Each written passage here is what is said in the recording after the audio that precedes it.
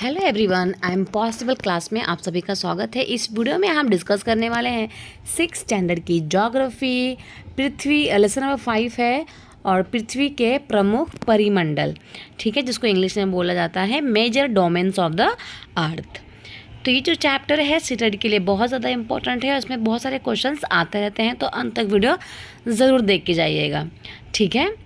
तो जैसा कि हम जानते हैं और हम पहले भी पढ़ चुके हैं कि जो पृथ्वी है एकमात्र ऐसा ग्रह है जहाँ पर जीवन है ना।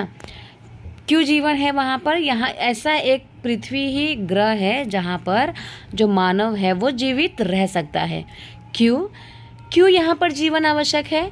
क्योंकि यहाँ पर कुछ आवश्यक तत्व पाए जाते हैं, जैसे कि भूमि, जल तथा हवा पृथ्वी पर मौजूद है ना। इसके अलावा ऐसा कोई भी प्लैनेट्स नहीं है या पृथ्वी नहीं है जहाँ पर ये सारी चीज़ें मौजूद रहें, ठीक है। तो पृथ्वी की सतह जो है ना वो कैसी है, जिसमें पर्यावरण के 3 महत्वपूर्ण घटक आपस में मिलते हैं, ओके, और मिलने के बाद एक दूसरे को प्रभावित करते हैं, ठीक है। पृथ्वी का जो भाग होता है ना वो ठोस भाग है और जिस पे हम रहते हैं और उससे हम क्या कहते हैं, भूमंडल कहते हैं, ठीक है। क्या कहते हैं?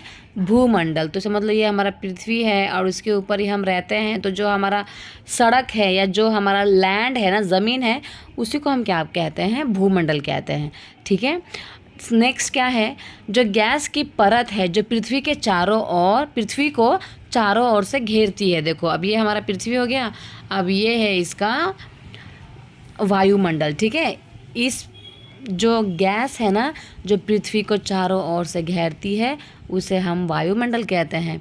तो ये हमारी पृथ्वी और ऐसा एक घेरा होता है हमारी पृथ्वी के चारों तरफ, ठीक है, जो कि गैस का घेरा होता है। इसमें कौन से गैस होती हैं? ऑक्सीजन, नाइट्रोजन, कार्बन डाइऑक्साइड तथा कुछ दूसरी गैसें भी पाई जाती है, ठीक है। और ये जो वायुमंडल है वो हमारे पृथ्वी को ऊपर से जो हमारा स्पेस है वहाँ से आने वाली जो एस्टेरॉइड्स है, मेटेरॉइड्स है, जो उल्का पिंड है ना जो हमारे अर्थ पे आके गिर सकते हैं, उससे हमारे अर्थ को प्रोटेक्ट करती है, ठीक है। तो वायुमंडल बहुत ज़्यादा इम्पॉर्टेंट है हमारे अर्थ के लिए। पृथ्वी जो है ना उसके बड़े भाग पर जल पाया जाता है। जैसे कि आप लोग जानते हैं कि जो हमारा अर्थ है उसका कलर ब्लू कलर का है। तो ब्लू कलर का क्यों दिखता है? क्योंकि मोस्ट ऑफ द पार्ट में क्या पाया जाता है, जल पाया जाता है, ठीक है। अब जिसे हम क्या कहते हैं, जलमंडल कहते हैं, ठीक है। जलमंडल जो है किसी भी अवस्था में हो सकता है, जैसे कि बर्फ, जल, जलवाष्प और सम्मिलित, ये सारी चीज़ें क्या है, सम्मिलित है। तो ये क्वेश्चन सीरीज में आया हुआ है कि जो जलमंडल है, ठीक है, इसमें कौन सी चीज़ें शामिल है, तो बर्फ, जल और जलवाष्प शामिल है, ठीक है। अब नेक्स्ट जो है वो है आपका जीवमंडल, जिसको इंग्लिश में कहा जाता है बायोस्फीयर, ठीक है। तो ये जीवमंडल क्या है? तो जीवमंडल जो है ना एक सीमित क्षेत्र है जहाँ पर स्थल, जल और हवा एक साथ आपस में मिलते हैं और जहाँ पर सभी प्रकार के जीवन पाए जाते हैं, है ना। अब देखो अर्थ पे ऐसा जगह भी है जहाँ पर सिर्फ ज़मीन है। तो क्या सिर्फ ज़मीन से ही हम इंसानों का काम चल जाएगा? नहीं, है ना। हमें जीवन जीने के लिए हवा भी चाहिए और जल भी चाहिए। अगर समझ लो सिर्फ जल ही है वहाँ पर, मतलब सिर्फ हवा ही समझ लो, हवा है और ज़मीन है पर जल नहीं है, तो क्या वहाँ पे जीवन संभव है? बिल्कुल भी संभव नहीं है ना। जलमंडल है, सिर्फ सब जगह जल जल जल है, तो क्या वहाँ पे जीवन संभव है? नहीं। जलमंडल में सिर्फ आप जीव, जो जलीय जीव होते हैं वही रह सकते हैं, इंसान उसमें नहीं रह सकते, है ना। तो हमको जीवन जीने के लिए जीवमंडल की ज़रूरत होती है, ठीक है। हम जहाँ पे रहते हैं वो ना ही जलमंडल है, ना ही वायुमंडल और ना ही भूमंडल। उसको हम जहाँ पर लाइफ पॉसिबल है ना उसको हम बोलते हैं जीवमंडल। फॉर एग्ज़ाम्पल ये हमारा अर्थ है, यहाँ पे साउथ पोल है और यहाँ पे पूरा एंटार्क्टिका है। तो क्या यहाँ पे जीवन संभव है? बिल्कुल भी नहीं, क्योंकि यहाँ पर क्या है, सिर्फ बर्फ़ से ढकी हुई शीट है ना। तो यहाँ पे लाइफ जो है पॉसिबल नहीं है, ठीक है। तो लाइफ कहाँ पे पॉसिबल होगा? जीवमंडल पर, जहाँ पर जो हमारा भूमंडल है, वायुमंडल है और जलमंडल का मिश्रण होता है उसी क्षेत्र पे हम रह सकते हैं और वहीं पे जीवन संभव है। ठीक है, आई होप आपको समझ में आ गया होगा। चलिए देखते हैं नेक्स्ट शब्दों का उत्पत्ति कहाँ कहाँ से हुई है। ठीक है, लिथास का अर्थ होता है पत्थर। ठीक है, इंग्लिश में भूमंडल को क्या कहा जाता है? लिथोस्फीयर। ठीक है, तो ये जो लिथोस है ना, इसका मतलब क्या होता है? पत्थर होता है। अब ये है वायुमंडल। ठीक है, वायुमंडल, इसको इंग्लिश में क्या बोलते हैं? Atmosphere, right. तो जो एटमॉस है इसका मतलब क्या होता है? वाष्प। ठीक है, ये क्वेश्चन भी आता है, जैसे कि लिथोस का मतलब क्या हो गया, एटमॉस का मतलब क्या हो गया। ठीक है, और इसके बाद जो हमारा जलमंडल है उसको इंग्लिश में कहा जाता है हाइड्रोस्फीयर। ठीक है, तो ये जो हाइडर है ना यहाँ पे लिखा हुआ है, इसका अर्थ होता है जल। ठीक है, जीवमंडल। ठीक है, तो जीवमंडल का अर्थ इंग्लिश में क्या बोलते हैं? इसको बायोस्फीयर। ठीक है, इंग्लिश में क्या बोलते हैं? बायोस्फीयर। तो बायोस का मतलब क्या होता है? जीवन। ठीक है, तो बायोस्फीयर में मतलब कि जीवमंडल में ही जीवन संभव है। ठीक है, तो ये भी बहुत इम्पॉर्टेंट बात है और इसको याद रखने वाली बात है, तो आप इसको एक नोटबुक में कॉपी कर लीजिएगा। ठीक है, चलिए टॉपिक है हमारा भूमंडल। तो पृथ्वी जो है, मतलब भूमंडल क्या है? तो पृथ्वी का जो ठोस भाग है, मतलब पत्थर से बना हुआ भाग जो है, इसी को हम क्या कहते हैं? भूमंडल कहते हैं। ठीक है, यह जो है ना भूपर्पट्टी की चट्टानों तथा मिट्टी की पतली परतों का बना होता है। किसका बना है ये? मतलब ये हमारा अर्थ है, और ये जो क्रस्ट है ना, हम लोग इस क्रस्ट पे हम लोग रहते हैं, राइट, है ना, ऊपर वाले एरियाज़ में ही रहते हैं। और ये किसका बना हुआ है? पत्थरों और पतली परतों के मिट्टी का बना हुआ है।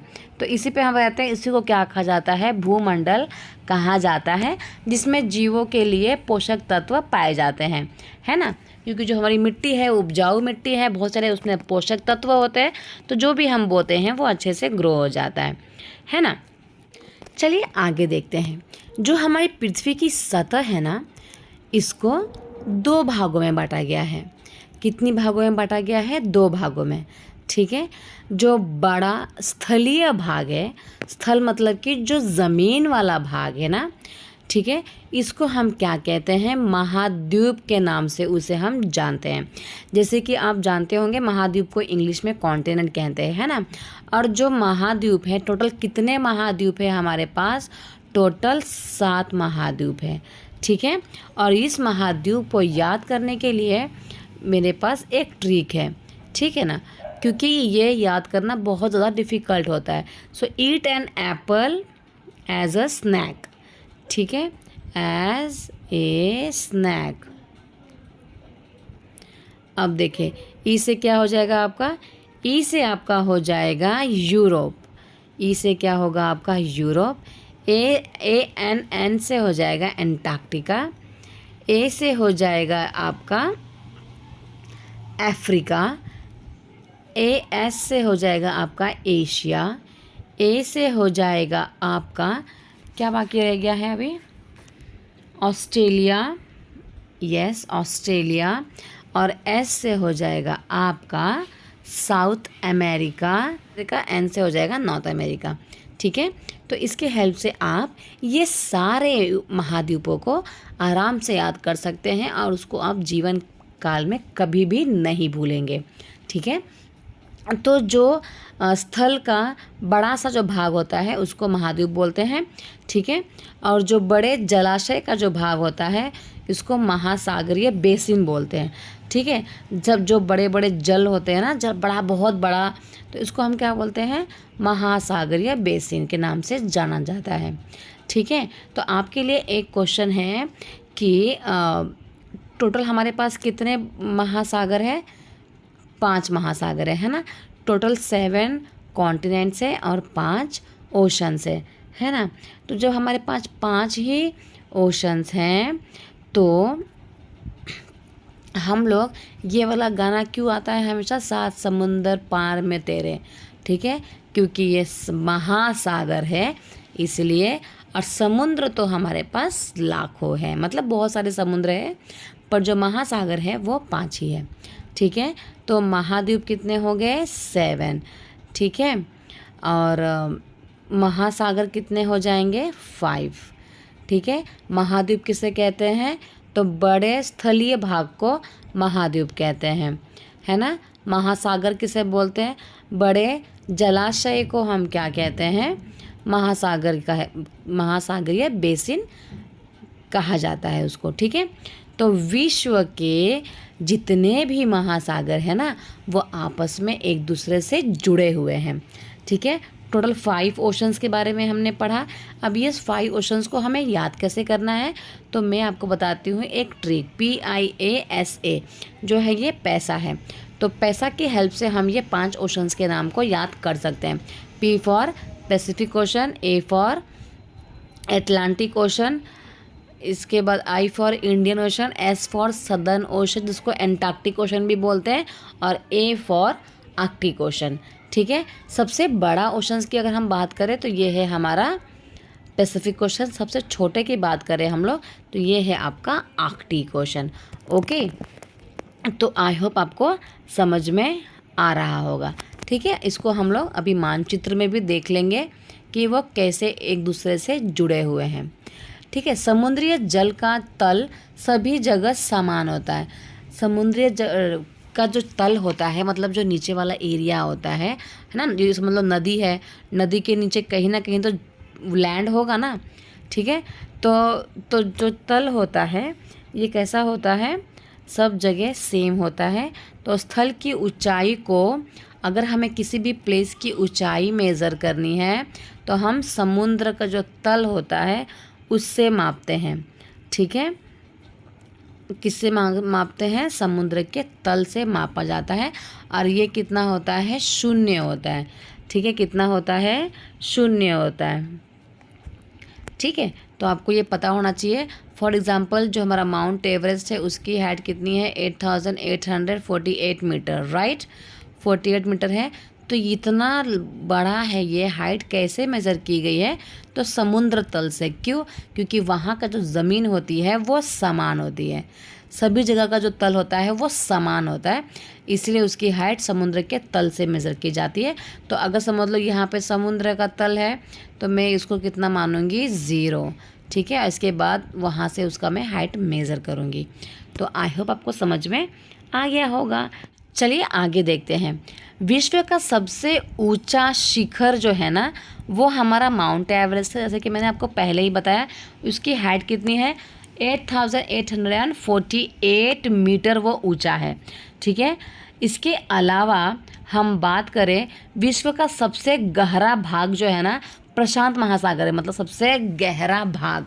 हमारे पास 5 महाद्वीप ये है, ओशन से है ना। महासागर कितने हैं हमारे पास?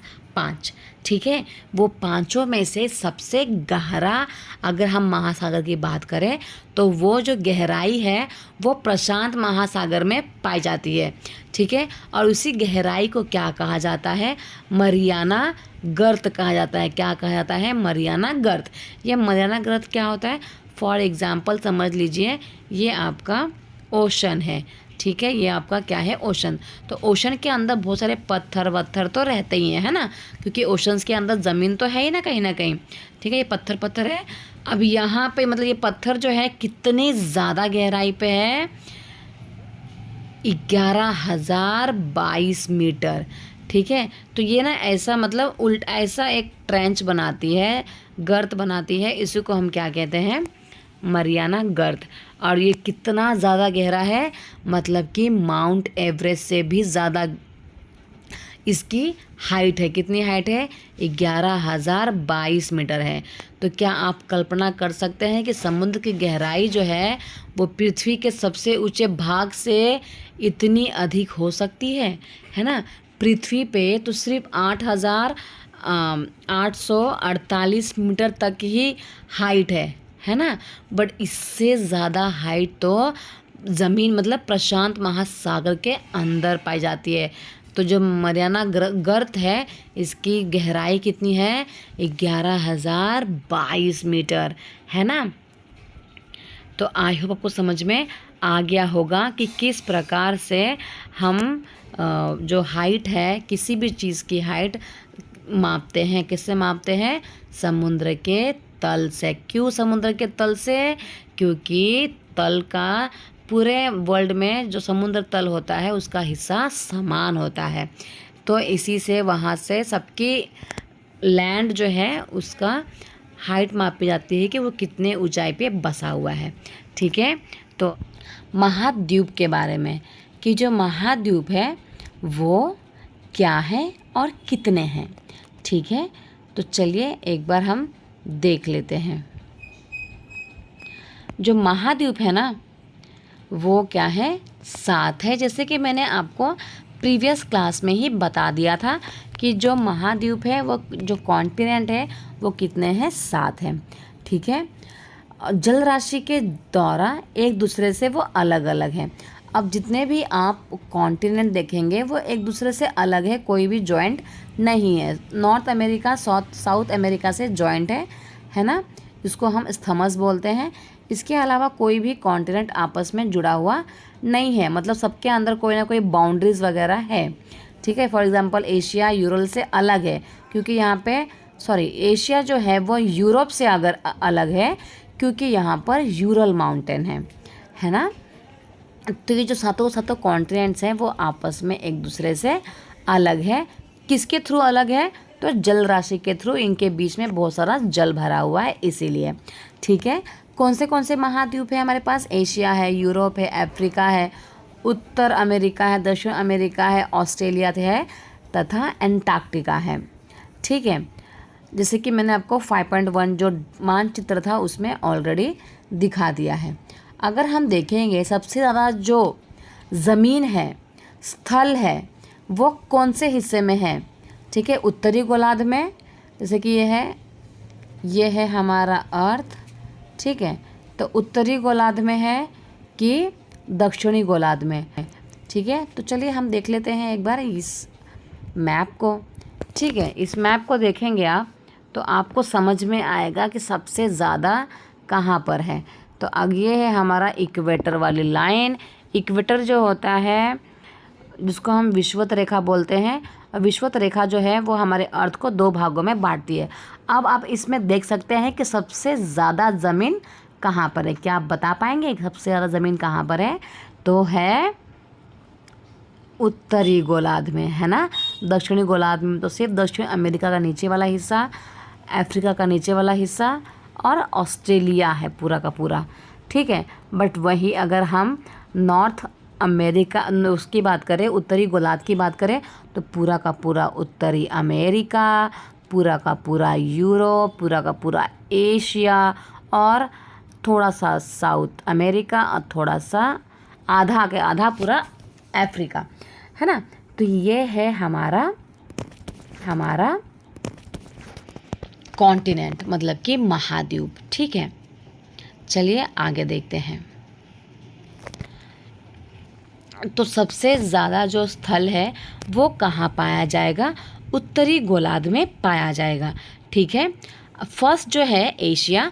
अब धीरे धीरे हम सातों के सातों कॉन्टिनेंट्स के बारे में, मतलब कि जो हमारा महाद्वीप है उसके बारे में पढ़ेंगे। ठीक है, तो एशिया जो है ना वो विश्व का सबसे बड़ा महाद्वीप है। ठीक है, अगर आप इस मैप में भी देखोगे तो आपने देखा होगा कि सबसे बड़ा तो हमारा एशिया ही है ना।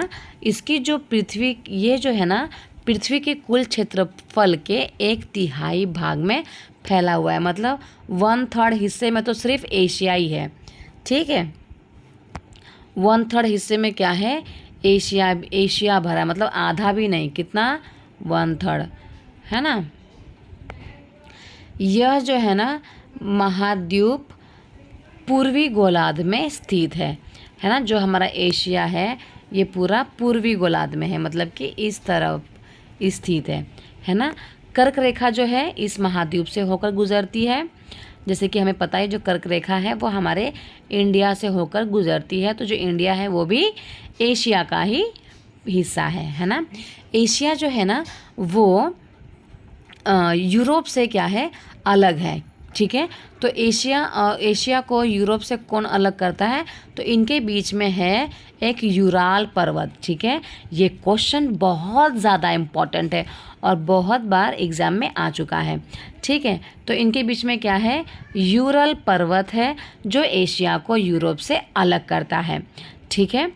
यूरोप जो है ना एवं एशिया जो है वो संयुक्त भूभाग को यूरेशिया मतलब कि यूरोप प्लस एशिया कहा जाता है, ठीक है। तो जहाँ पर यूरोप और एशिया है ना उसके भाग को मतलब संयुक्त भाग को क्या कहा जाता है? यूरेशिया। ये क्वेश्चन सीटेट के एग्ज़ाम में आया हुआ है, बहुत ही ज़्यादा इम्पॉर्टेंट है, याद रखिएगा। ओके, तो ये जो फर्स्ट हमारा महाद्वीप है इसके बारे में हमने पढ़ लिया है। चलिए देखते हैं यूरोप। तो जो यूरोप है ना वो एशिया का बहुत छोटा हिस्सा है, ठीक है। मतलब कि बहुत एशिया से बहुत ज़्यादा छोटा है यूरोप, जैसे कि आपने मैप में भी देखा था, है ना। यह जो है ना महाद्वीप एशिया के पश्चिम में स्थित है। अगर आप देखोगे मैप में तो ये देखिए कहाँ पर है, ये हमारा पूर्व में एशिया, पश्चिम में यूरोप है। अब एशिया के कंपैरिजन में अगर आप देखोगे तो ये कितना ज़्यादा छोटा है ना छोटा। चलिए आगे देखते हैं। जो यूरोप है आर्कटिक वृत्त इससे होकर गुजरता है, ठीक है। आर्कटिक जैसे कि आपने पढ़ा होगा ना, ये जो आर्कटिक सर्कल है ये यूरोप से होकर गुजरता है, ठीक है। तो यह जो है 3 तरफ से जल से घिरा हुआ है, 3 तरफ से जल से घिरा हुआ है हमारा यूरोप, ठीक है। और विश्व के मानचित्र को देखिए और स्थिति का पता लगाइए। तो कौन से 3 ओशंस हैं जिससे जो हमारा यूरोप है वो घिरा हुआ है? ये है आपका यूरोप। अब मुझे बताइए कि कौन से तरफ समुद्र है? तो ये 3 तरफ समुद्र से घिरा हुआ है। ऊपर की बात करेंगे तो यहाँ पे आर्कटिक महासागर है, ठीक है। नीचे की बात करेंगे तो यहाँ पे भूमध्य महासागर है और बाजू में तो ये यूरल माउंटेन है ना, तो ये नहीं काउंट होगा। और इस तरफ है आपका अटलांटिक ओशन, ठीक है। तो ये तीनों तरफ किससे घिरा हुआ है? पानी से घिरा हुआ है, याद रखिएगा, एग्ज़ाम में क्वेश्चन आया हुआ है, ठीक है। तो ये हमने पढ़ लिया कि जो यूरोप है एशिया से बहुत ज़्यादा छोटा है।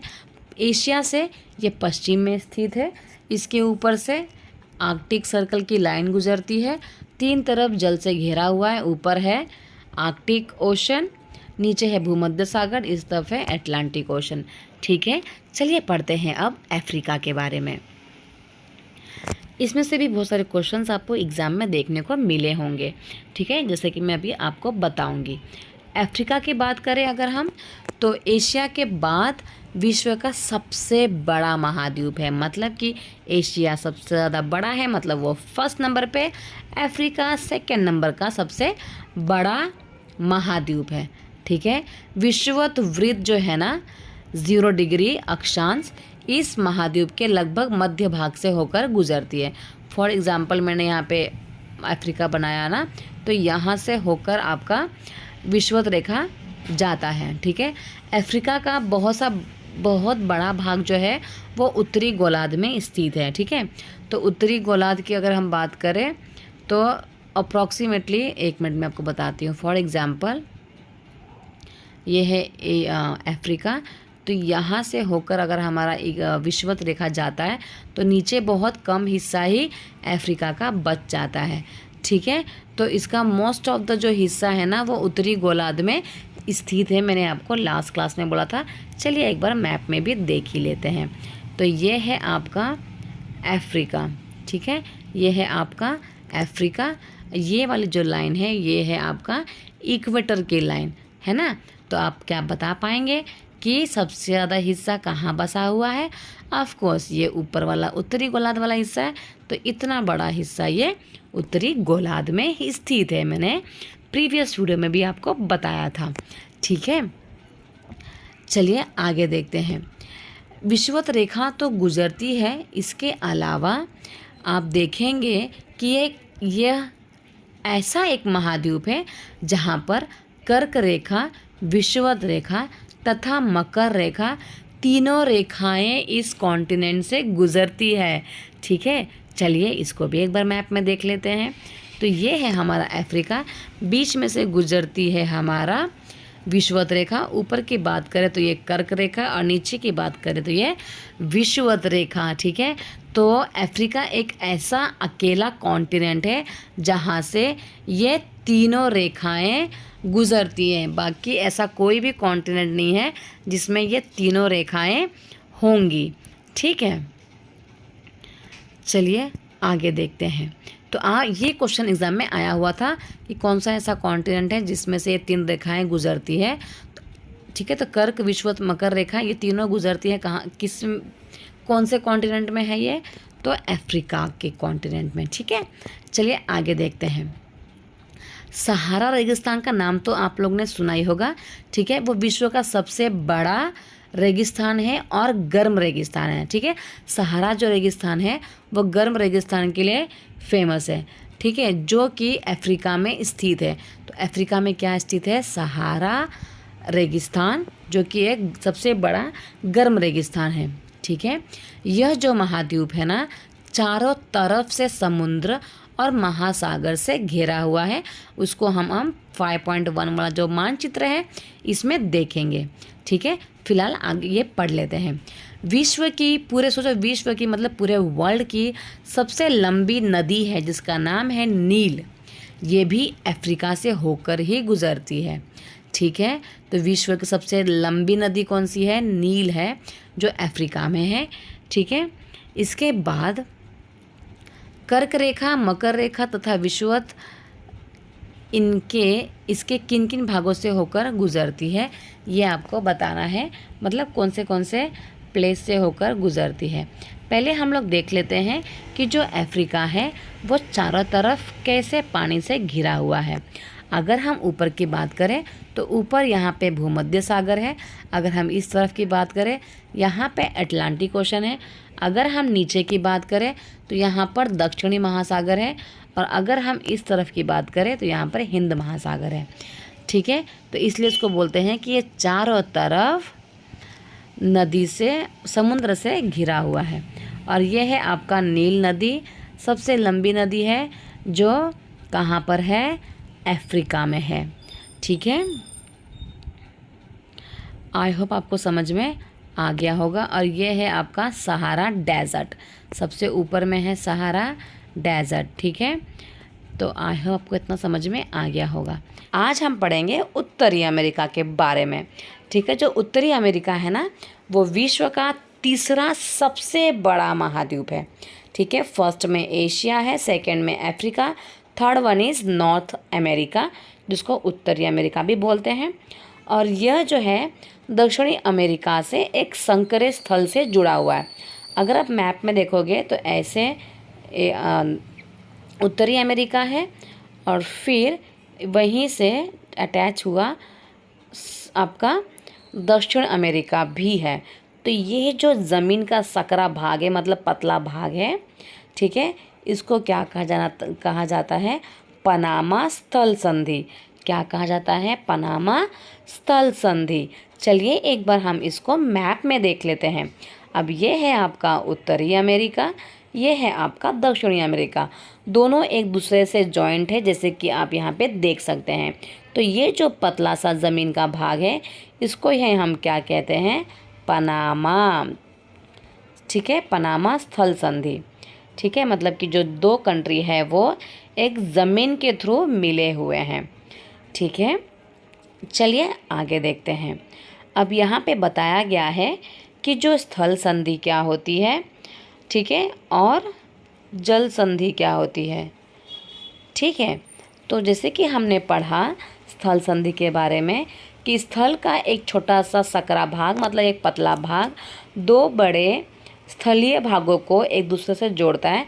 मतलब दो बड़े ज़मीन को आपस में, एक ज़मीन, छोटी सी ज़मीन मतलब कि एक छोटा सा पतला सा भाग ज़मीन को, मतलब दो बड़े से ज़मीन को आपस में जोड़ता है, उसको हम बोलते हैं स्थल संधि। और जल संधि किसे कहते हैं? जब दो कंट्री को आपस में जोड़ता है, पर वो कैसे जुड़ेगा? जल संधि के थ्रू, मतलब कि जल के थ्रू, है ना। तो पानी का सकरा भाग अगर आप देखोगे यहाँ पर, तो जो हमारा भारत है और जो श्रीलंका है, इसके बीच में बहुत ही छोटा सा सकरा भाग है पानी का, दिख रहा है आपको ऐसे, है ना। तो ये जो सकरा भाग दिख रहा है आपको इन दोनों के बीच में, जो पानी का छोटा सा भाग है, तो वो क्या करता है, दो बड़ी जल राशि को क्या कर रहा है, वो समुद्र तथा महासागर को आपस में जोड़ता है ना। तो यहाँ पर देखो बंगाल की खाड़ी है और यहाँ पे हमारा इंडियन ओशन है। तो यहाँ का पानी यहाँ जाता है, यहाँ का पानी यहाँ जाता है। तो जल संधि में क्या होता है कि दो जल का मिलाप हो रहा है, वहाँ पे मिश्रण हो रहा है, दो जल आपस में जुड़ रहे हैं, उसे कहा जाता है जल संधि, है ना। और स्थल संधि किसे कहा जाएगा कि जब एक स्थल है जो स्थल के माध्यम से दो स्थल को जोड़ रहा है, उसे कहा जाता है स्थल संधि। ठीक है, आई होप आपको समझ में आ गया होगा। तो ये बहुत इम्पॉर्टेंट है, जल संधि और स्थल संधि में पूछा जाता है क्वेश्चन सीटेट के एग्ज़ाम में। ठीक है, तो जल संधि क्या होगा, पानी का एक पतला सा भाग जो दो समुद्रों को आपस में जोड़ेगा, और स्थल संधि में जमीन का छोटा सा भाग जो दो बड़े बड़े ज़मीन को आपस में जोड़ेगा। ठीक है, चलिए आगे देखते हैं। तो यह जो महाद्वीप है ना, वो पूरी तरीके से उत्तर में उत्तरी गोलार्ध और पश्चिमी गोलार्ध में स्थित है। अगर हम अर्थ की बात करें, यह अर्थ है हमारा, ये हमारा विषुवत रेखा, और ये हमारा प्राइम मेरिडियन। ठीक है, इसकी अगर हम बात करें तो हमारा जो उत्तरी अमेरिका है वो पूर्ण रूप से उत्तर में है और ये पश्चिम की तरफ भी है। ठीक है, तो क्या आप इन महासागरों के नाम बता सकते हैं? ऑफ कोर्स बता सकते हैं। इस तरफ पैसिफिक ओशन है, इस तरफ हमारा दक्षिण वाला ओशन है, दक्षिणी महासागर, इस तरफ अटलांटिक महासागर, ऊपर आर्कटिक महासागर। ठीक है, तो ये भी चारों तरफ पानी से घिरा हुआ है, जैसे कि आप देख सकते हैं, है ना। प्रशांत महासागर है इस तरफ अटलांटिक महासागर, नीचे की तरफ दक्षिण महासागर, ऊपर की तरफ आर्कटिक महासागर। चलिए आगे देखते हैं। आई होप आपको समझ में आ गया होगा। ठीक है, इसमें इम्पोर्टेंट था कि जल संधि क्या होती है और स्थल संधि क्या होती है। अब हम पढ़ेंगे दक्षिण अमेरिका के बारे में। दक्षिण अमेरिका जो है ना, इसका जो मोस्टली भाग है वो दक्षिणी गोलार्ध में स्थित है। ठीक है, इसके पूर्व में पश्चिम में कौन से महासागर हैं वो आप मैप में देखकर कमेंट सेक्शन में मुझे बताइएगा। ठीक है, अब देखो, इसमें विश्व की सबसे लंबी पर्वत श्रृंखला एंडीज़ है। ठीक है, और इसके उत्तर से दक्षिण की ओर फैली हुई है। तो देखिए, ये जो है दक्षिण अमेरिका, ये भी बहुत ज़्यादा इम्पॉर्टेंट है। क्यों इम्पॉर्टेंट है? क्योंकि दक्षिण अमेरिका में विश्व का सबसे लंबा पर्वत श्रृंखला है। ठीक है, जिसका नाम क्या है? एंडीज़। कहाँ पर है? दक्षिण अमेरिका में है। ठीक है, दक्षिण अमेरिका में विश्व की सबसे बड़ी नदी भी है, जिसको बोला जाता है अमेज़न रिवर, है ना। अमेज़न नदी के बारे में तो पढ़ा ही होगा। अमेज़न रिवर, यहाँ पर एनाकोंडा पाया जाता है, तो बहुत ज़्यादा फेमस है अमेज़न रिवर। तो ये क्या है? विश्व की सबसे बड़ी नदी है।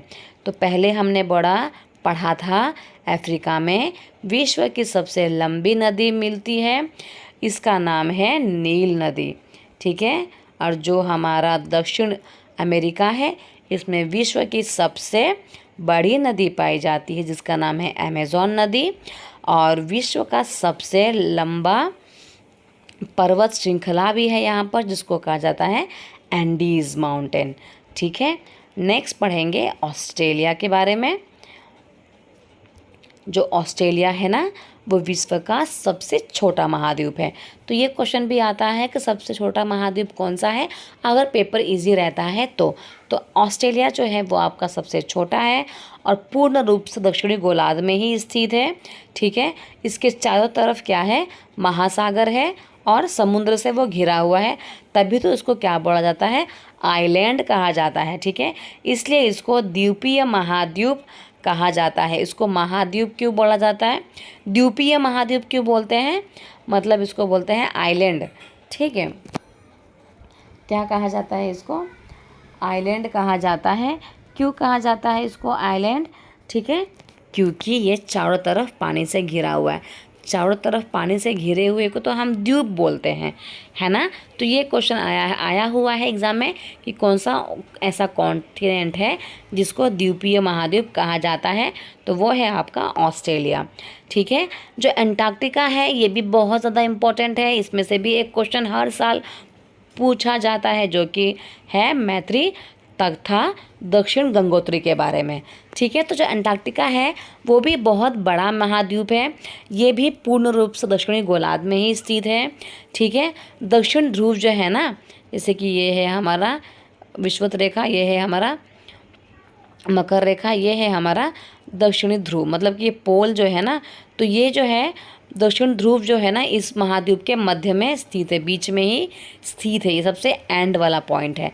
ठीक है, चूँकि ये जो ध्रुव है ना दक्षिण ध्रुव क्षेत्र में स्थित है, इसलिए यह हमेशा जो है मोटी बर्फ़ की परतों से ढका रहता है, क्योंकि सूर्य की रोशनी पोल्स पे नहीं पड़ती है, आप लोग जानते ही हैं। ठीक है, यह किसी भी प्रकार का स्थायी मानव यहाँ पे निवास नहीं करता है। जैसे कि मैंने आपको पहले ही बताया, हमको ज़िंदा जीने के लिए, मतलब जीवन जीने के लिए किसकी ज़रूरत होती है, बायोस्फीयर की ज़रूरत होती है ना। तो हम कहीं पे भी नहीं रह सकते जहाँ पर जल मंडल है, जहाँ पर वायुमंडल है, जहाँ पर स्थल मंडल है, इन तीनों का जहाँ पर मिश्रण होता है उसको कहा जाता है जीवमंडल। तो जीवमंडल में ही हम रह सकते हैं, इसके अलावा हम कहीं नहीं रह सकते हैं। ठीक है, तो जो पोल्स है, मतलब जो दक्षिण ध्रुव है, यहाँ पर कभी सूरज की रोशनी नहीं पहुँच पाती है। ठीक है, तो इसलिए यहाँ हमेशा ये जो एरिया है वो मोटी बर्फ़ से ढका रहता है और वहाँ पर कोई भी मानव निवास नहीं कर सकता। ठीक है, तो अभी इतना सारा ज़मीन है हमारे पास, तो इसको हम बिना मतलब वेस्ट नहीं कर सकते ना। तो बहुत सारे देशों के यहाँ पर क्या है, शोध केंद्र स्थित है। ठीक है, ये लोग क्या शोध करते हैं कि स्पेस पे क्या हो रहा है ना। हमारे भारत का भी क्या है, एक शोध संस्थान बनाया गया है वहाँ पर, जिसका नाम क्या है, मैत्री, और इसके अलावा इसको दक्षिण गंगोत्री भी कहा जाता है। तो ये क्वेश्चन आपको हमेशा हर एक पेपर में देखने को मिल ही जाएगा। ठीक है, कि जो हमारा इंडिया का जो शोध केंद्र बना हुआ है अंटार्कटिका में, इसका नाम क्या है, तो आपको पता होना चाहिए, मैत्री तथा दक्षिण गंगोत्री, ये है इसका नाम। तो ये क्वेश्चन हमेशा आता है। तो आज हम पढ़ने वाले हैं जलमंडल के बारे में। ठीक है, तो ये जो जलमंडल का टॉपिक है वो छोटा सा ही है। तो इस वीडियो में हम लोग जलमंडल और महासागर ये दोनों को ख़त्म करने की कोशिश करेंगे। फिर इसके बाद हमारा बचेगा वायुमंडल और इसके बाद जीवमंडल। तो ये चैप्टर थोड़ा बड़ा है, बट आपको थोड़ा पेशेंस रखना पड़ेगा। ठीक है, चलिए देखते हैं जलमंडल के बारे में। जलमंडल जो है ना, तो पृथ्वी को नीला ग्रह कहा जाता है। जलमंडल क्या होता है भाई साहब, इसके बारे में हम पढ़ेंगे। तो पृथ्वी को नीला ग्रह कहा जाता है, हाँ ये तो हमें पता ही है, पर क्यों कहा जाता है, क्योंकि पृथ्वी का 71% जो भाग है वो जल से घिरा हुआ है और सिर्फ 29% भाग में ही क्या है, ज़मीन है, मतलब कि स्थल है। तो पानी का लेवल, मतलब पानी ज़्यादा होने की वजह से पृथ्वी हमको नीले रंग की दिखाई देती है। ठीक है, जो हमारा जलमंडल है, जलमंडल में जल के सभी रूप उपस्थित है ना। पानी का मतलब ये नहीं कि सिर्फ समुद्र और महासागर, इसमें महासागर भी आ सकते हैं, नदियाँ भी आएंगी, झीलें भी आएंगी, हिम नदियाँ भी आएगी, भूमिगत जल भी आएगा। ठीक है, वायुमंडल में जो जल वाष्प होता है, मतलब कि जो वाटर वेपर होता है, ये भी इसमें सम्मिलित है। तो जलमंडल से ये क्वेश्चन बहुत इम्पॉर्टेंट है, कि जल मंडल में कौन सी चीज़ें सम्मिलित है। तो आपको पता होना चाहिए कि भाई हवा में जो जल वाष्प है ये भी हमारा जल मंडल का ही हिस्सा है। ठीक है, चलिए आगे देखते हैं। पृथ्वी पर पाए जाने वाला जल का 97% भाग जो है ना, 97 से भी देखो अधिक भाग जो है वो महासागरों में पाया जाता है। जैसे कि आप जानते हैं सागर और महासागर, ये दोनों के जो पानी होता है, इन दोनों का जो पानी होता है वो बहुत ज़्यादा खारा होता है, मतलब ये नमकीन वाला पानी होता है। ठीक है, तो वो इतना ज़्यादा अधिक खारा होता है कि हम इसका इस्तेमाल उपयोग में नहीं कर सकते हैं, है ना हम इसको पी सकते हैं, ना ही पेड़ पौधों में डाल सकते हैं, ना ही इससे हम बर्तन वगैरह धो सकते हैं, क्योंकि इसमें नमक होता है। नमक होने की वजह से बर्तन बहुत जल्दी ख़राब हो जाएंगे। पेड़ पौधों को नमक वाला पानी देंगे तो वो सूख जाएंगे, है ना। तो हमारे पास पानी तो बहुत ज़्यादा है, 97% से भी अधिक है, बट ये पानी हमारे किसी काम का नहीं है। ठीक है, अब देखो 3% बचा हुआ है, तो 3% ये पानी हमारे पास पीने योग्य है, बट ये पानी कौन से फॉर्म में है। बाकी जो बचे हुए जल का बहुत बड़ा भाग जो है वो बर्फ़ की परतों पर है। ठीक है, मतलब कि हिम नदियाँ हैं, जैसे कि नदी है बट वो क्या हो चुकी है, बर्फ़ बन चुकी है। जो बर्फ़ की परतें हैं हिमालय में, ये सारे पानी पीने योग्य है, बट वो बर्फ़ के रूप में है, हिम नदियों के रूप में है ना। और भूमिगत जल मतलब ज़मीन के अंदर जो जल पाया जाता है उसके रूप में है। ठीक है, जल का बहुत कम भाग अलवण जल के रूप में पाया जाता है। अलवण मतलब कि बहुत कम ही भाग में क्या है, नमक नहीं है। मतलब कि आप समझ सकते हैं 3% में जो हमारा 3% है इसमें नमक नहीं पाया जाता है, तो ये 3% ही पानी पीने योग्य है, बट इसमें से भी आधा बर्फ़ की परतों में है। तो ये भी पानी कब पिया जा सकता है या वह पानी हमें कब मिलेगा, जब बर्फ़ पिघलेगी। ठीक है, जो मनुष्य के इस्तेमाल में आता है ये पानी बहुत कम ही है। यही कारण है कि नीले ग्रह में रहने के बावजूद भी हम पानी की कमी को महसूस करते हैं, है ना। न्यूज़ में भी देखा होगा आपने, दिल्ली में बहुत ज़्यादा पानी की समस्या है। चलिए आगे देखते हैं महासागर के बारे में। तो महासागर जो है वो जलमंडल का एक मुख्य भाग है ना। और जितने भी महासागर है, जैसे कि आपको पता है कि 5 महासागर हैं, और जो पांचों महासागर हैं वो आपस में एक दूसरे से जुड़े हुए हैं, जैसे कि मैंने आपको लास्ट वीडियो में ही बताया था। ठीक है, तो महासागर का जो जल होता है हमेशा गतिशील रहता है, उसमें तरंगे आती हैं, ज्वार भाटा आता है तथा महासागरीय धाराएं आती हैं। ठीक है, तो महासागरीय जल की 3 मुख्य गतियां हैं। ठीक है, जो महासागर है इसके 3 गतियां कौन सी हैं, तरंगे, ज्वार भाटा और महासागरीय धारा है।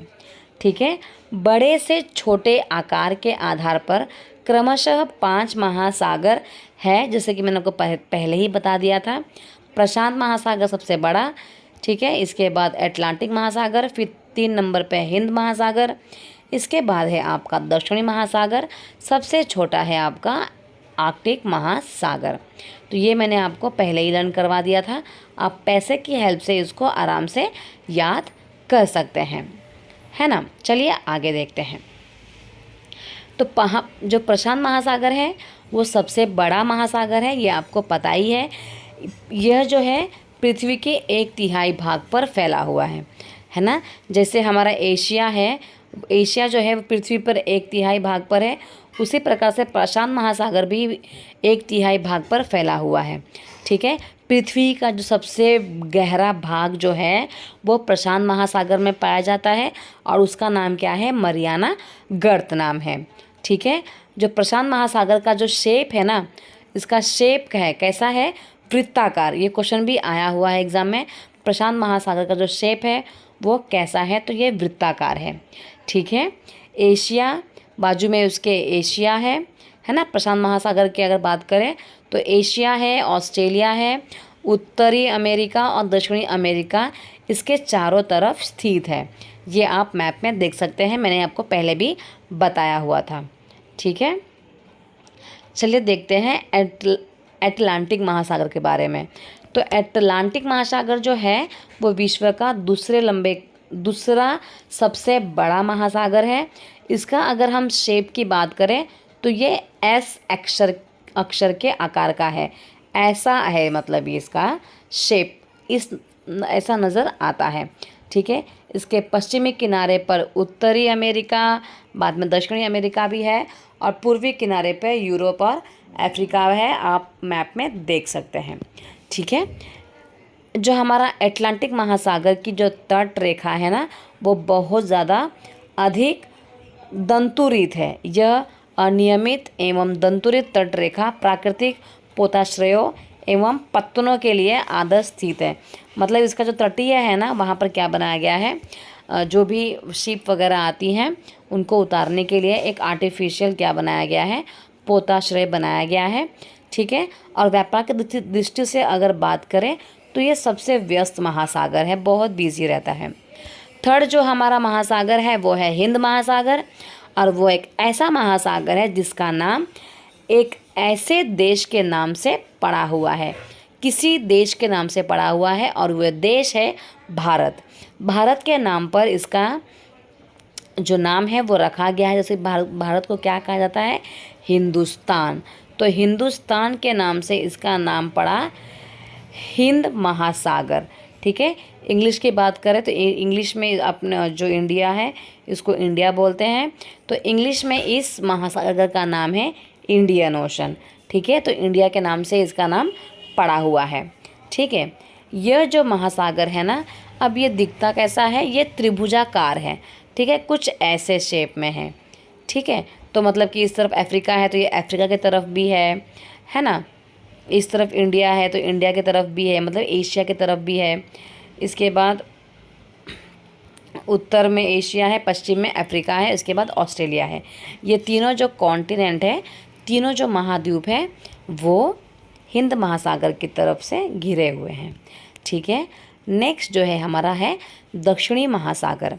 दक्षिणी महासागर जो है अंटार्कटिका महाद्वीप के चारों ओर से उसको घेरता है।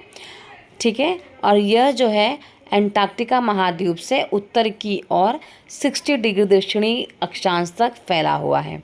ठीक है, कहाँ तक फैला हुआ है, 60 डिग्री तक फैला हुआ है दक्षिण महासागर। ठीक है, और इसके बाद है आपका आर्कटिक महासागर, जो कि सबसे छोटा महासागर है। कहाँ पर है ये, उत्तर ध्रुव में स्थित है ना, तथा यह जो है उत्तर ध्रुव में चारों तरफ फैला हुआ है, मतलब पूरा उत्तर ध्रुव में आर्कटिक जो महासागर है वही फैला हुआ है। ठीक है, यह जो है ना प्रशांत महासागर से छिछले जल वाले एक सकरे भाग से जुड़ा हुआ है। मतलब कि यहाँ प्रशांत महासागर है तो ये प्रशांत महासागर से जुड़ा हुआ है। ठीक है, जिसे बेरिंग जल संधि के नाम से जाना जाता है। जैसे कि हमने पहले ही पढ़ा था, जल संधि क्या होती है, जहाँ पर दो सागर और महासागर का क्या होता है, मिश्रण होता है। दो सागर और महासागर आपस में मिलते हैं, इसको कहा जाता है जल संधि। ठीक है, पर इस जल संधि का नाम क्या है, बेरिंग जल संधि। क्या नाम है, बेरिंग जल संधि। ठीक है, उत्तर अमेरिका के उत्तरी तटों तथा यूरेशिया से घिरा हुआ है। अगर हम बात करें तो यहाँ पे उत्तरी अमेरिका है, तो ये पूरा यहाँ पे आर्कटिक महासागर है, और यहाँ पे यूरोप है तो इसके ऊपर भी क्या है, आर्कटिक महासागर ही है। तो यहाँ पर हमने सागर और महासागर के बारे में सब कुछ पढ़ लिया है। ठीक है, अगर आपको कोई भी डाउट है तो आप कमेंट सेक्शन में पूछ सकते हैं। तो वायुमंडल जो है ना ये 5 भागों में बटा हुआ है हमारा। ठीक है, फर्स्ट है क्षोभ मंडल, सेकंड है समताप मंडल, थर्ड है मध्य मंडल, फोर्थ है आयन मंडल एंड फिफ्थ है बाह्य मंडल। तो ये सारे हमारे 5 जो है एटमॉस्फेयर के लेयर्स के नाम है। ठीक है। चलिए पढ़ते हैं पहले कि ये वायुमंडल क्या होता है। तो वायुमंडल जो है, हमारी पृथ्वी जो है वो चारों ओर से गैस की एक परत से ढकी हुई है। जैसे कि मैंने आपको पहले बताया था, ये हमारा समझ लो पृथ्वी है, ठीक है। तो सब जगह पे क्या है, इस राउंड सा एक वायुमंडल का परत है, ठीक है। गैस की एक परत है, उसे ही हम क्या कहते हैं, वायुमंडल कहते हैं। ये जो परत है ना, वो हमारे अर्थ को प्रोटेक्ट करता है, ठीक है। वायु की जो ये पतली परत है ना, इस ग्रह का महत्वपूर्ण एवं अटूट भाग है, क्योंकि बहुत ज़्यादा इम्पोर्टेंट है। वो हमें अर्थ को प्रोटेक्ट करता है। ये हमें ऐसी वायु प्रदान करती है जिससे हम लोग सांस ले सकते हैं, क्योंकि वायुमंडल में ही क्या है, ऑक्सीजन प्रेजेंट है, और ऑक्सीजन हमारे लिए बहुत ज़्यादा इम्पॉर्टेंट है ना। यह वायुमंडल जो है हम लोगों को सूर्य की कुछ हानिकारक किरणों से भी क्या करती है, प्रोटेक्ट करती है। जैसे कि आप जानते हैं, जो अर्थ है और जो वायुमंडल है, वायुमंडल में ही क्या पाया जाता है, ओजोन लेयर जो है वो पाया जाता है। तो जो हमारा वायुमंडल है वो सन की जो हानिकारक किरणें हैं उससे हमें बचाती है, ठीक है। वायुमंडल जो है वो 1600 किलोमीटर की ऊंचाई तक फैला हुआ है। कितनी किलोमीटर, 1600 मीटर की बात नहीं हो रही है, किलोमीटर की बात हो रही है, ठीक है। वायुमंडल जो है ना, उसके घटक है, घटकों, तापमान तथा अन्य के आधार पर 5 परतों पे बांटा गया है।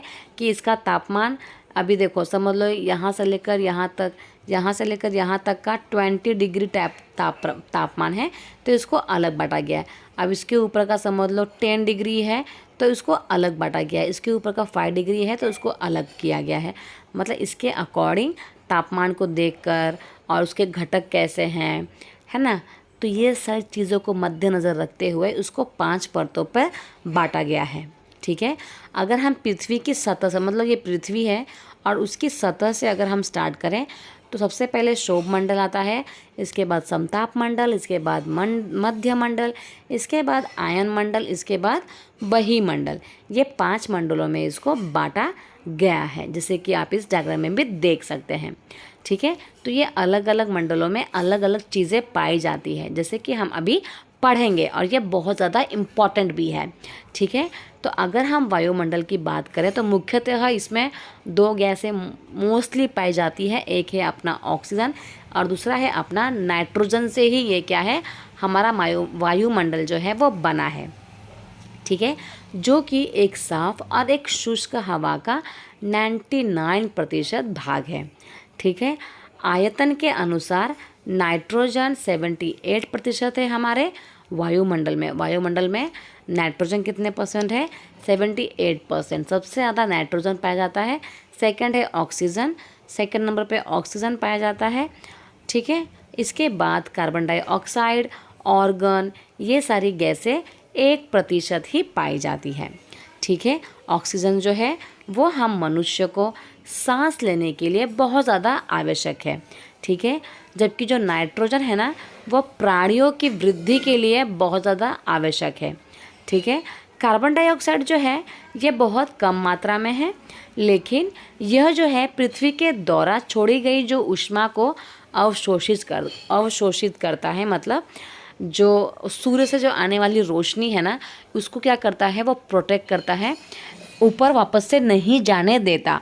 अगर कार्बन डाइऑक्साइड नहीं रहेगा तो जो सूर्य की रोशनी अर्थ पे आ रही है वो वापस से चली जाएगी, तो हमारा अर्थ जो है वो ठंडा हो जाएगा, ठीक है।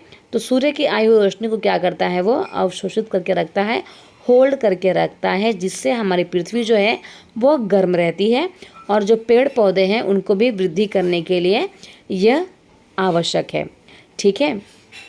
अगर हम ऊंचाई की बात करें तो वायुमंडल के घनत्व में भिन्नता आती है, ठीक है। अगर हम घनत्व की बात करें तो समुद्री तल जो है उसका जो घनत्व होता है वो सबसे अधिक होता है, ठीक है।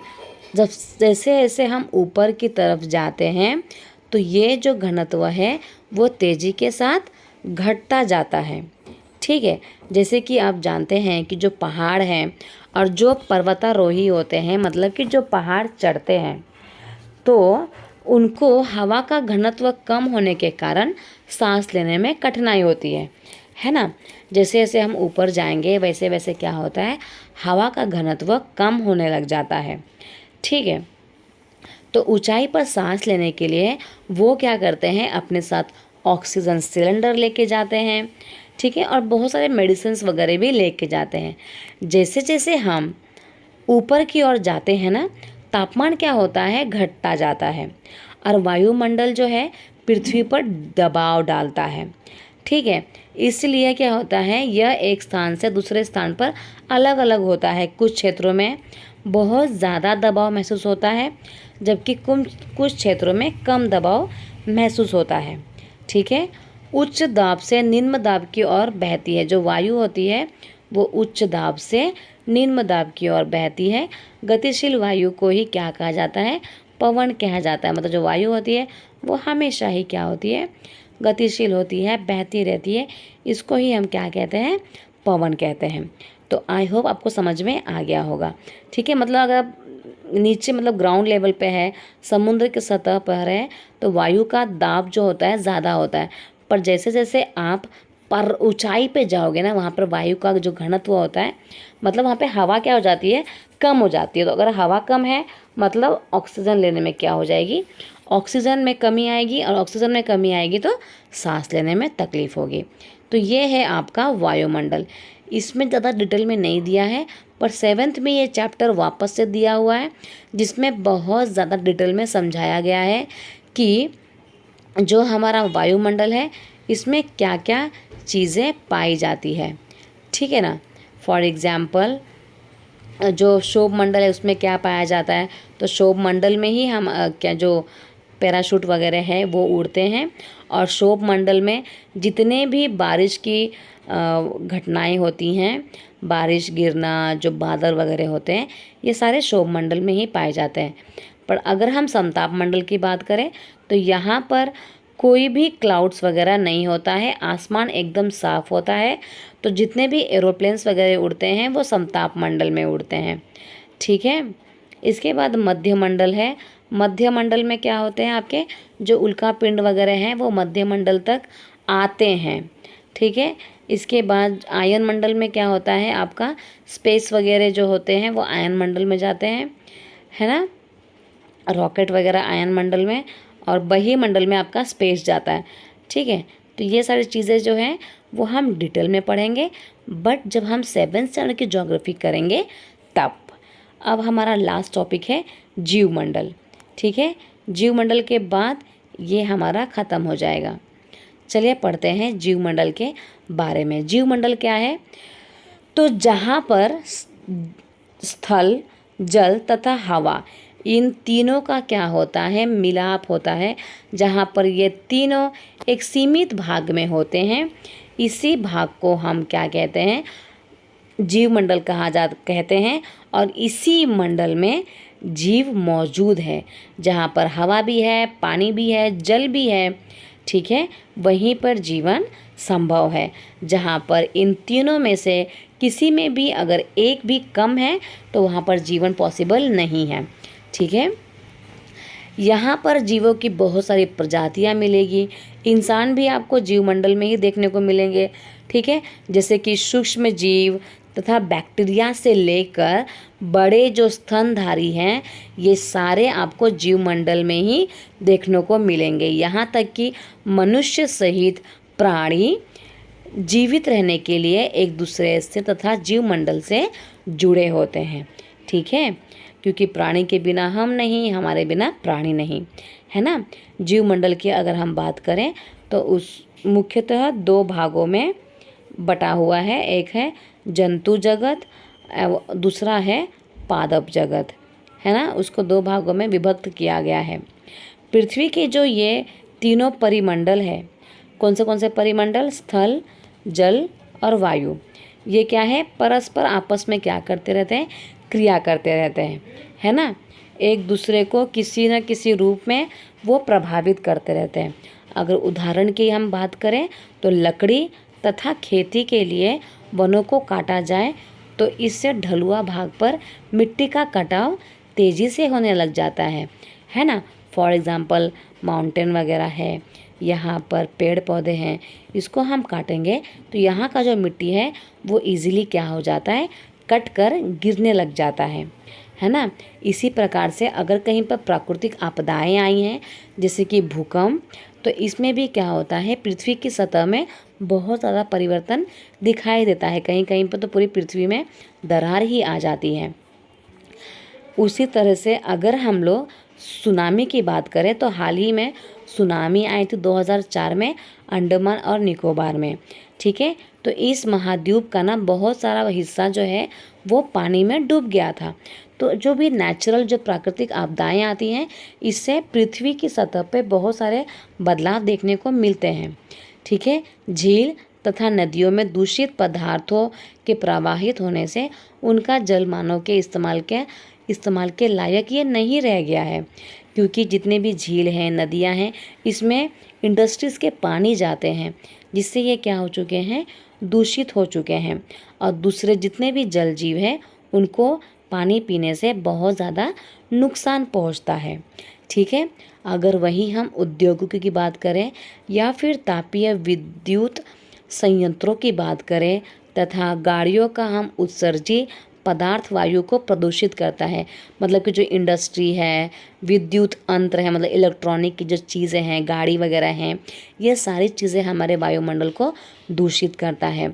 और कार्बन डाइऑक्साइड जो है ना, वायु का एक बहुत महत्वपूर्ण घटक है, लेकिन कार्बन डाइऑक्साइड की मात्रा में अगर वृद्धि हो जाएगी ना, तो ये हमारे पृथ्वी के लिए बहुत ज़्यादा हानिकारक हो जाएगा, ठीक है। तो ये सारी चीज़ें, मतलब कि इंडस्ट्री से जो धुआं निकल रहा है, गाड़ियों से जो धुआं निकल रहा है, इससे कार्बन डाइऑक्साइड जो है उसकी मात्रा में क्या हो रहा है, वृद्धि हो रहा है, जिसके कारण हमारी जो पृथ्वी है उसके तापमान में क्या हो रही है, वृद्धि हो रही है, ठीक है। तो वृद्धि होने की वजह से इसको हम क्या कहते हैं, भूमंडलीय तापन कहते हैं, ठीक है। क्योंकि पृथ्वी क्या हो रही है, गर्म हो रही है, किसके वजह से, जो इंडस्ट्री से निकलने वाला धुआं है, इसके अलावा जो इलेक्ट्रॉनिक की चीज़ों से निकलने वाला धुआं है, फॉर एग्जांपल एसी वगैरह हो गया, कूलर वगैरह हो गया, गाड़ी से जो निकलने वाला धुआं है, ये सारा धुआं जो है हमारे अर्थ को बहुत ज़्यादा नुकसान पहुंचाता है। और इसमें क्या होता है, कार्बन डाइऑक्साइड गैस भी होती है। तो कार्बन डाइऑक्साइड गैस एक लिमिट तक हमारे पृथ्वी के लिए अच्छा है, बट अगर उसकी मात्रा ज़्यादा हो जाएगी तो वो पृथ्वी को बहुत ज़्यादा गर्म करेगा। और गर्म करेगा तो हिमालय में जितने भी स्नो वगैरह हैं, बर्फ़ है, वो पिघलेगी। बर्फ़ पिघलेगी तो समुद्र का जो वाटर लेवल है वो इंक्रीज़ होगा और बाढ़ आने की संभावना ज़्यादा हो जाएगी। तो इससे क्या होता है, हमारा पृथ्वी का जो तापमान है उसमें वृद्धि होता है। इसी को हम भूमंडलीय तापन कहते हैं, ठीक है। इसीलिए भूमंडल, वायुमंडल और जलमंडल के बीच में एक प्राकृतिक संतुलन बनाए रखने के लिए पृथ्वी के संसाधनों को एक सीमित, इसकी क्या करना चाहिए, सीमित उपयोग की आवश्यकता है। अगर हम किसी भी चीज़ की उपयोग ज़्यादा करेंगे तो वो हमारे पृथ्वी के लिए क्या होगा, हानिकारक होगा, ठीक है। तो ये चैप्टर जो है यहीं पे ख़त्म होता है। अगर वीडियो अच्छी लगे चैनल को सब्सक्राइब कर लीजिएगा, लाइक कमेंट शेयर ज़रूर कीजिएगा। नेक्स्ट चैप्टर में हम लोग 6th स्टैंडर्ड की 6th चैप्टर के बारे में पढ़ेंगे। तो आज के लिए इतना ही, मिलते हैं नेक्स्ट वीडियो में। Thank you so much everyone.